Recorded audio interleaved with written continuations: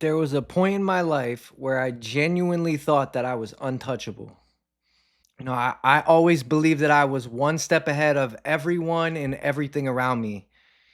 Nothing I was doing felt dangerous in the moment. It just felt like regular life. But looking back now, I can totally see that I was not in control. I was just moving faster towards something that I did not completely understand yet, but eventually it caught up to me. I had a pretty normal childhood on the surface. I believe, besides the fact that we were poor, but I believe that I had everything a child could want. I'm saying this to say addiction knows no socioeconomic boundaries. Okay. It is one size fits all.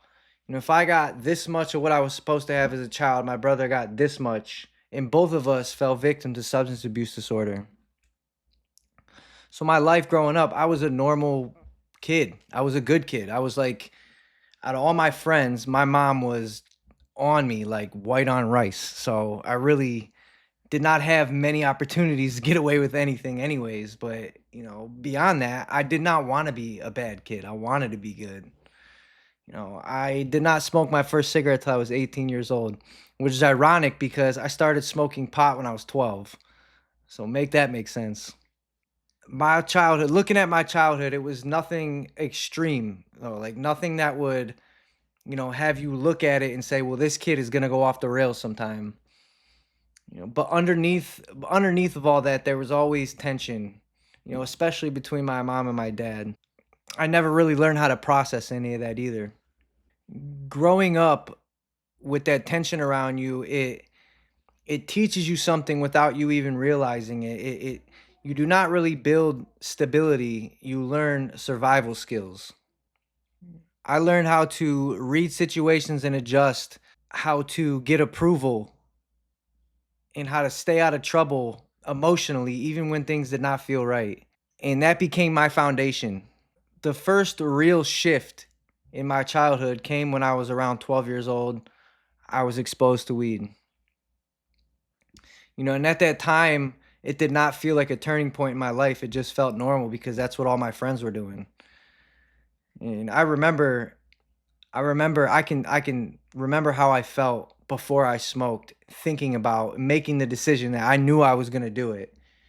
I was planning out in my head, how am I gonna get away with it, right? And I just remember because I grew up in the Dare era, so like, they always portrayed weed as the gateway drug. You smoke weed, you're gonna be a homeless person under a bridge in a week. And that's not exactly how it happened for me, but I did end up living in a tent. And like I said, it did not feel like a turning point. It felt normal. And, that is the dangerous part about it because nothing feels like a moment when you're in it. It just feels like life happening, right? But by high school, it was not occasional anymore. My school was so small, 7 through 12 was in the same building. So, I think officially you're a part of the high school when you're in ninth grade. By the time I got to ninth grade, I was already smoking every day. And things like, my grades, I wasn't like a scholar, but I maintained a C average or I would have been grounded. I wouldn't have been able to do anything with my friends. And I was in sports. I was an athlete. I was a baseball player, which, baseball is the only sport that I stuck with. And I was a wrestler. I was a football player. But slowly, as drugs became, the priority, my grades and my sports began to fall by the wayside. It was on the back burner. And instead of the things that I should have been prioritizing, you know, drugs became my routine. Your routine will change who you are without asking your permission for it. Around this time, which was ninth grade, I started selling weed. And I remember how it happened too. We got some new neighbors. They lived like 4 houses down from me, and the girl rode my bus. We were in the same grade. But she had an older brother that was not in school. He's done with school already. He's probably in his early 20s at this time. And I met him through hanging out with her. And eventually, one thing led to another. He seen, that I was living in poverty, and he knew how to get to me. He's driving around this fancy car with these big rims and the speakers, and that's what I was into at the time. I thought I was a gangster. I thought I was a gangster, and I absolutely was not a gangster. And you'll find out soon what I mean by that. So, like I said, he knew how to get to me. You want to drive a car like this, you want to have rims like this, here's what you got to do, right? In my head, I'm doing the math. I'm like, oh, well, this makes sense. Now I can support my habit without having to spend money on it that I don't have. And I don't got to wear Walmart clothes, right? It made so much sense. And also, my pride and my ego was so big. I was on free lunches, but I had a hard time accepting free lunches, which is so silly. So, even being granted free lunches, I still paid for my lunch every day because I was an idiot. Like I said, so I started selling weed, and I did not want to feel broke. I did not want to feel like, I had nothing going on when everyone else around me did. I didn't want to wear Walmart clothes, so I found a way to make money. In a small town, everyone knows your business. I got away with it for a long time. People knew who I was. They knew what I was doing, and I felt like I was needed, because it went from, the kids that used to pick on me, now they were calling me because they needed something from me. And I felt like I was a Scarface in my little town, right? Building my little empire out of weed. What a goofball, man. Um, without even realizing it, I begun to build my entire identity around that. I've talked about that before. I think that, I built my entire identity around substances from the time I was 12 years old. It started when I was 12, and it ended a little over 3 years ago. My identity today is totally different. Now I'm a father and a husband and a mentor and a role model and a provider. And that is way cooler than selling weed. Anyways, I built my entire identity around that. I had a car, I had money, I had what I perceived to be freedom. And in my head, I started believing that I had it all figured out.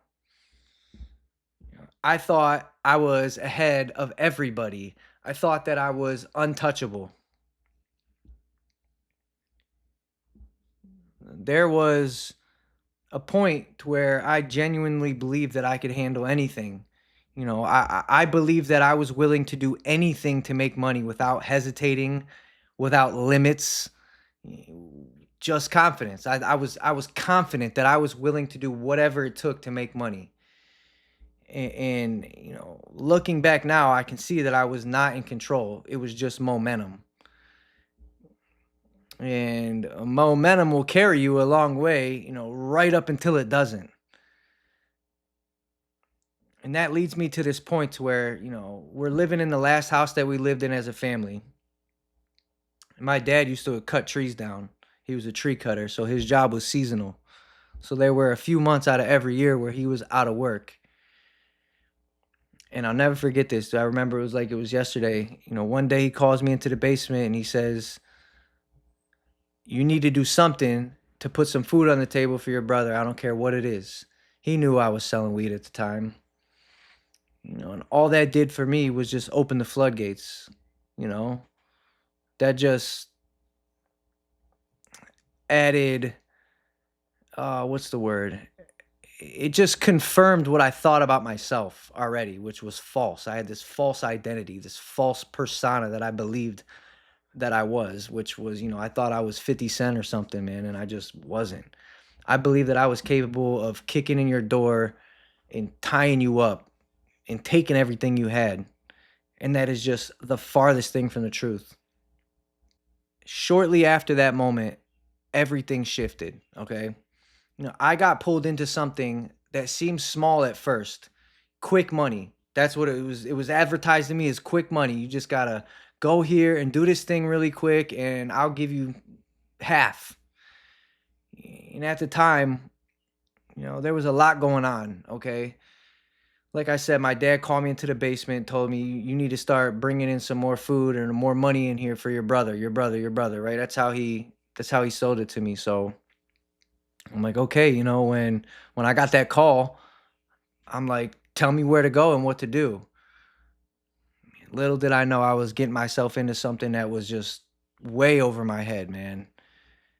I ended up catching my first felony, and what I pleaded out to was attempted burglary, which is just makes me sick to even look at this camera and say, but it happened. It's on my record. I have a felony of attempted burglary, and like I said, I thought I was something that I wasn't. I was all ready to go, and as soon as I got in this place, my heart was about to fall out of my chest. I knew immediately that I was in the wrong place and I was doing the opposite of what I should have been doing. I remember thinking something is wrong here, but in spite of that, I kept going anyways. I moved forward. And that is probably the part that stays with me the most, not just what I did, but the fact that I knew something was wrong and I still did it anyways. For the first time in a long time, I was not confident anymore. I was scared. And what I didn't realize in that moment, that was the beginning of everything catching up to me, finally catching up to me. 'Cause in my head, I still thought I was untouchable. I still thought that I was smarter than the situation, right? Smarter than the people around me, smarter than the consequences.